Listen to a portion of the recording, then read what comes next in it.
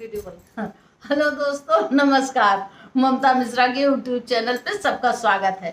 देखो हमारी दोनों बहनें फिर आ गई। भरोसा से आई है सीतानगर से, तीनों लोग इकट्ठा हो गए आज। जैसे भाई ये गाना बजाना होगा। अब आप सब खूब ढेर सारा आशीर्वाद दें। हाँ, जम का आशीर्वाद देंगे तब मजा आए ना, वीडियो बना में मजा ना आया जब तक आशीर्वाद न दे जाना। हाँ भाई।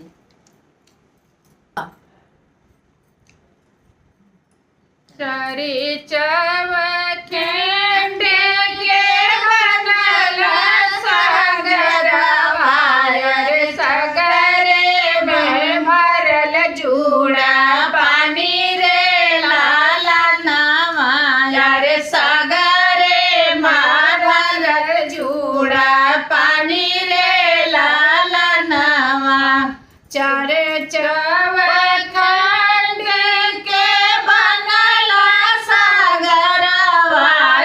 सगरे में भरल जूड़ा पानी रे लाला नावा, रे सगरे में भरल जूड़ा पानी रे लाला नावा। सगरा बैठे दुल्हे करैया सननावा, रे सगरा बैठी दुल्हे करैया अरे मन ही मन है मुस्काए रे लाला नावा, अरे मन ही मुस्काए रे लाला नावा। नहाई नी धोई दुल्हे दुआरा पे ठाड़ा भई, नहाई नी धोई दुल्हे दुआरा से पूछिए के बात रे